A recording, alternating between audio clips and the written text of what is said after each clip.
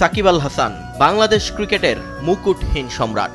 অনেকের মতে লাল সবুজের ইতিহাসের সর্বকালের সেরা ক্রীড়াবিদ মিস্টার 75। ক্যারিয়ারের শুরু থেকে আজ পর্যন্ত যখনই মাঠে নেমেছেন, সমর্থকরা শেষ পর্যন্ত বিশ্বাস রেখেছেন সাকিবের উপর। যখন মাঠে ছিলেন না, তখনও তাকে ছেড়ে যায়নি তার ফ্যান বেস। অনেকে মজা করে বলেন, সাকিবের ক্যারিয়ারের সবচেয়ে বড় প্রাপ্তি তার লয়াল ফ্যানরাই।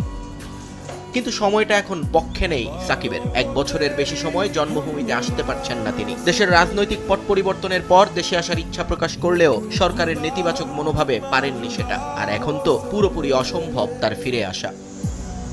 যদিও এসবের ধার কখনোই ধারেনি সাকিবের সমর্থকরা। চরম বৈরী সময়েও তারা বারবার সাকিব সাকিব চিৎকারে প্রকম্পিত করেছেন দেশের বিভিন্ন স্টেডিয়ামের আকাশ বাতাস। ব্যানার প্ল্যাকার্ড নিয়ে এসেছেন মাঠে, কিন্তু সেখানেই বাধে বিপত্তি। নিরাপত্তা কর্মীদের রোষানলে পড়তে হয় তাদের। সাকিবের নামাঙ্কিত ব্যানার প্ল্যাকার্ড কেড়ে নেওয়া হয় হাত থেকে। অভিযোগ ছিল, ব্যানার নিয়ে ঢুকতে চাওয়ায় অনেকেই শারীরিকভাবে লাঞ্ছনারও শিকার হয়েছেন স্টেডিয়ামের গেটে। যেন সরকার এবং বিসিবির সাইলেন্ট এক নিষেধাজ্ঞা চলছিল সাকিবের উপর। যদিও প্রতিবারই এ বিষয়ে নিজেদের কিছুই করার নেই বলে আত্মসমর্পণ করত বিসিবি কর্তারা।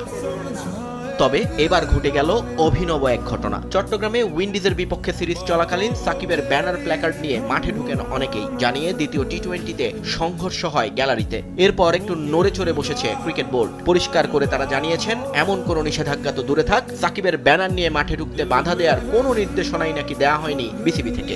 তবে সংঘর্ষের ঘটনা থানা পুলিশ পর্যন্ত গড়া নয়। এবার হয়তো একটু বিব্রত বিসিবি। তাই ভবিষ্যতে যাতে এ ধরনের কিছু না ঘটে সে বিষয়ে সিকিউরিটি বিভাগকে নির্দেশ দেওয়া হবে বলেও নিশ্চয়তা দিয়েছেন বিসিবি কর্তারা।